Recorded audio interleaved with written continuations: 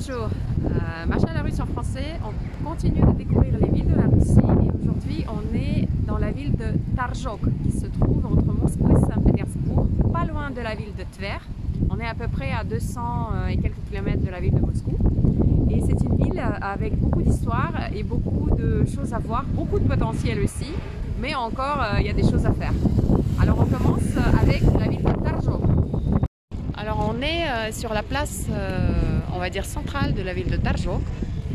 Comme je dis, beaucoup de potentiel et on commence à découvrir les monuments, dont par exemple celui-là, qui est une rotonde mise sur un puits.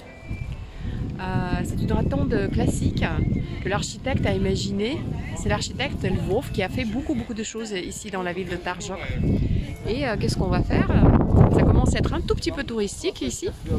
Et il y a un pont piéton avec quelques petits kiosques qu'on va traverser parce qu'on a décidé d'aller prendre un petit café. Et cette ville, elle est très connue aussi à cause de l'art de faire de la couture en or, avec du fil d'or. C'est pour ça qu'ici, il y a pas mal de souvenirs avec du fil d'or. Et il y a toujours la production, il y a une usine qui fait la production de différents objets avec du fil d'or. Comme par exemple, nous voyons dans cette vitrine. Tout ça, c'est fait à la main. Ça coûte pas mal d'argent. Bon. Après, les motifs, il faut aimer. Ça dépend des gens.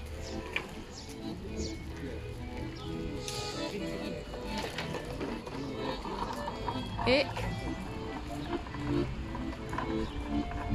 on arrive sur la rivière. Sur ce pont piéton également utilisé par les cyclistes. Et nous avons une vue sur le quai de la ville de Tarjok qui était à l'époque, ça veut dire 19e siècle, 18e siècle, l'endroit des promenades, l'endroit de certains événements dans la ville de Tarjok. Voilà. Et on aperçoit un petit peu déjà certains monuments, comme cette grande cathédrale qui est en ce moment en travaux. Et que je pense on va essayer à un moment donné de s'y approcher. J'attends mon petit café dans cette charmante petite cafétéria que je pense tous les touristes y passent parce qu'il n'y a pas encore beaucoup d'endroits sympas ici. Voilà, j'attends le café. Alors la ville de Tarjok a été connue depuis des années, encore à l'époque de Pouchkine et les autres, par ce qu'on appelle les côtelettes, où bon, vous allez voir, on va essayer d'en trouver pour manger aujourd'hui à midi, de pajarski. Pajarski et kotleten. C'est pas la côtelette comme en France, qui est un morceau de viande avec un petit os. C'est de la farce de viande. Dans ce cas-là, ça va être de la farce de viande de poulet. Et bon, en tout cas, vous allez voir. Alors derrière moi se trouve l'hôtel qui était le plus fameux endroit où les gens à l'époque de Pouchkine pouvaient manger ça. Et on disait même que c'est impossible d'être dans la ville de Tarjok et de ne pas goûter pajarski et kotleten. Donc je vais vous expliquer un petit peu plus tard, vers midi, qu'est-ce que c'est et comment elles sont. Donc, je vous montre l'hôtel de plus près. Voilà. Mais aujourd'hui, on ne peut plus manger ici, donc on va trouver dans un autre endroit pour goûter les meilleurs. Alors, en face de l'hôtel, il y a une allée de tilleuls. À l'époque, autour de cette allée, des deux côtés, se trouvaient des bâtiments qui sont malheureusement également dans un état à restaurer, on va dire comme ça. Mais c'était des administrations, c'était quelque chose qui est comme la mairie pour vous, par exemple. Et au fond de cette allée, on va voir un monument très soviétique, mais je ne vais pas vous dire plus, on va s'approcher. Alors, Vladimir Ilyich Lénine, il y avait un monument de Lénine dans toutes les villes et les villages de l'Union soviétique à l'époque. Dans certains endroits, il y en a encore, comme ici à Tarjok. J'en ai même vu un deuxième ici. Donc, bonjour Monsieur Lénine. Voilà.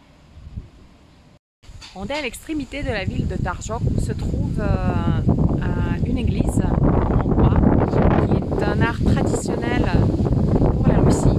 Donc celle-ci, elle a une architecture très intéressante avec plusieurs niveaux superposés et je la trouve très élégante. Et derrière elle, il y a une très jolie vue sur la ville de Tarjok que je vais essayer de vous partager.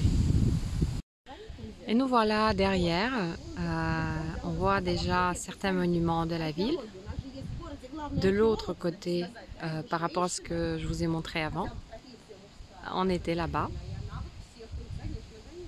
Il y a un groupe derrière moi, donc il y a une guide qui parle. Voilà, voilà. C'est plutôt joli.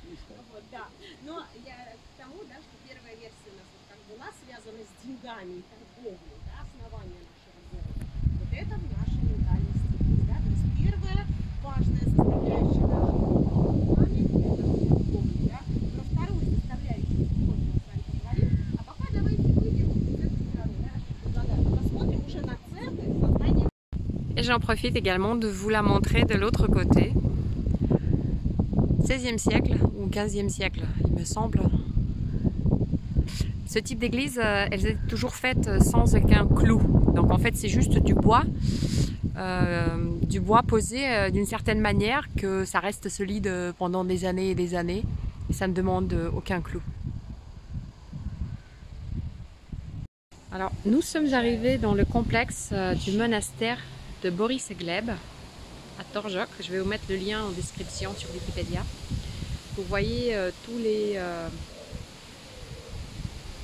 les monuments qui sont sur le territoire du monastère et aussi bien le mur. Et juste ici se trouve le clocher du même architecte Lvov, qui vient d'être restauré récemment et qui est un très joli clocher avec plusieurs niveaux. Assez unique comme architecture. Ensuite, vous pouvez découvrir une cathédrale plutôt d'un style classique et pas très ancienne, malgré le fait que ce monastère est vraiment date de très longtemps. Je vais vous mettre également dans la description, vous allez pouvoir le voir. Mais il y a à différents moments, il y a différents constructions qui ont été faites et une des constructions les plus anciennes, c'est cette tour-là, absolument sublime, qu'on peut monter dessus. Alors, nous sommes à l'intérieur de la tour et nous allons faire toute cette marche. Bon, c'est vrai que c'est un petit peu, on voit les vestiges archéologiques du milieu et ensuite ils ont installé un escalier et je vais vous montrer de là-haut. Et voilà, on est sur la tour, la vue sur la ville. Le clocher, magnifique, et la grosse cathédrale qui se trouve dans la cour. Et je vais faire le tour pour que vous puissiez un petit peu aussi de l'autre côté. Il y a une autre petite cathédrale, un peu plus ancienne que celle-ci. J'espère qu'ils vont encore faire des travaux, que ça va être encore plus beau. Et cette rivière qui était un vrai artère de navigation à l'époque.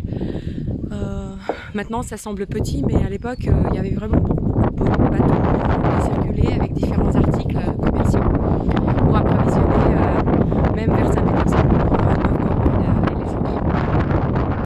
Alors on n'a pas accès à la partie qui se trouve là parce que c'est un monastère qui fonctionne, donc il y a les frères, ils habitent vers là-bas et il y a une interdiction de rentrer. Mais on peut rester ici, visiter aussi cette église et admirer les jolies fleurs à côté de la cathédrale qu'il faut rénover. Voilà, aussi le territoire pour les frères. Et ça, on ne sait pas ce que c'est, peut-être un puits ou peut-être un sous-sol, mais c'est encore là. Voilà une visite très sympathique de monastère de Boris et Gleb. On n'est pas les seuls, ça se visite pas mal.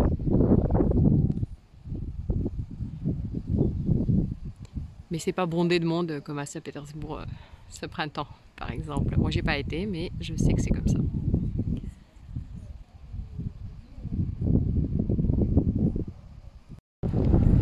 Et nous allons déguster ça dans cet endroit.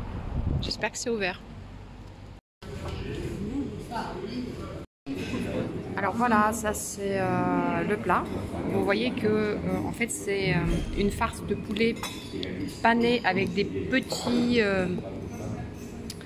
carrés de pain blanc. Alors j'ai pris avec du blé noir. Et je vais vous montrer quand ça va être coupé. Et là voilà la farce. Donc mes amis ont déjà goûté et c'est très très bon.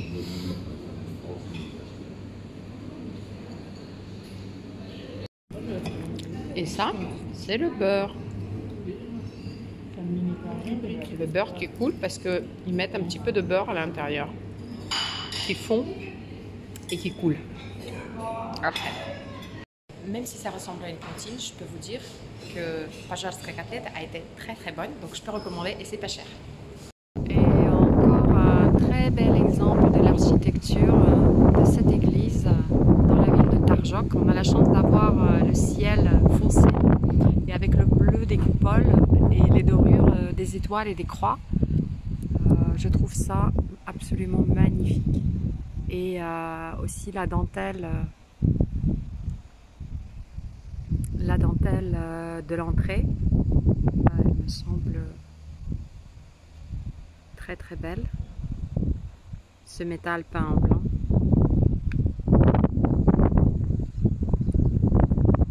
Voilà, très joli ensemble.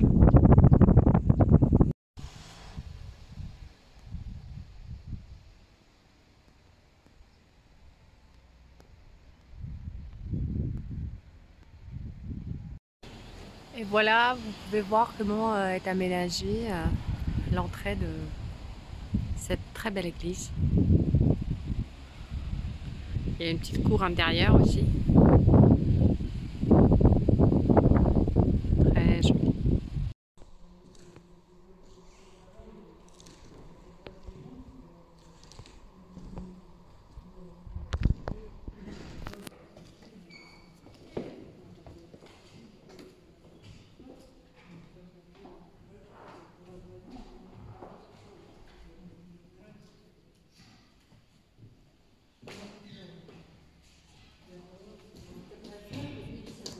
Le Kremlin de Taržok n'a pas été conservé, mais ils ont quand même réussi à faire une reconstruction de certaines parties.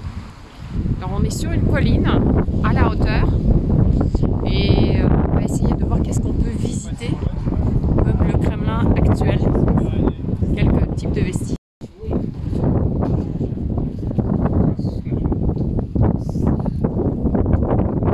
Le Kremlin de Taržok a été brûlé à partir du 6e siècle tellement de fois qu'ils ont arrêté de le refaire quand ils en avaient plus besoin, mais on est toujours à la hauteur. Alors la rivière, elle est en bas, on est sur les anciens murs plus ou moins, et le monastère de Boris et Gleb où on a été, il est juste en face. Et l'avantage c'est qu'il y a une très belle vue à partir d'ici, donc ça vaut le coup de visiter ce Kremlin rien que pour cette vue du monastère de Boris et Gleb. Alors pour certaines dates, la ville organise ici des fêtes pour faire des reconstructions de batailles ou voilà, des fêtes historiques. Donc il y a certaines choses qui sont ici installées et qui donnent un petit peu d'ambiance à cet endroit. En fait, le Kremlin il a été entouré de l'eau à la hauteur, comme j'ai dit, des trois côtés, ce qui faisait une protection naturelle quand même. Voilà. Donc encore une fois, ça c'est pas ce qui était d'origine, c'est une reconstruction de l'entrée. Et voilà les vraies armes et les habits des chevaliers russes des époques, bah, je dirais 10e, 11e, 12e siècle. Donc comme il y a la reconstruction ici, on peut voir quelques images. Comment ils se protégeaient.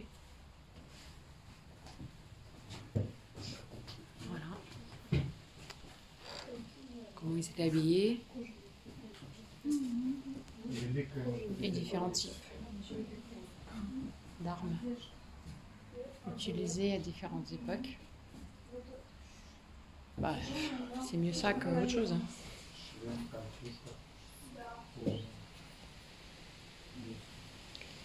Je sais pas d'ailleurs ce que c'est. Si vous le savez, dites-moi dans les commentaires parce que j'ai aucune idée ce que c'est.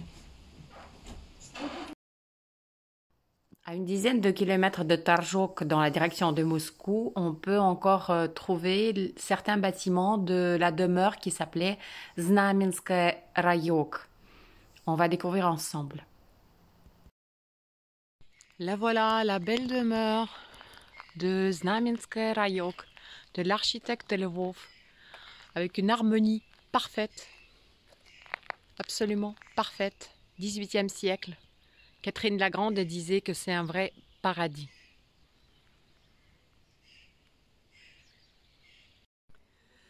Et je termine cette visite, pas à Torjok, mais à quelques kilomètres, avec une vingtaine de kilomètres de Torjok, dans un endroit avec une architecture toujours de Monsieur Lvov, très spéciale. Ça s'appelle Znamenskoye Rayok. Rai, ça veut dire paradis, c'est le petit paradis qui était une demeure d'un russe noble. Je vous mets également une description dans cette vidéo. Et comme j'ai dit, c'est pas dans un état parfait, mais c'est super joli. J'espère que cette journée aujourd'hui qu'on a passée avec vous, elle vous a plu et que un jour vous allez pouvoir découvrir vous-même la ville de Tarjok et Znamenskoye Rayok également. À très bientôt avec Masha la Russe en français sur ma chaîne.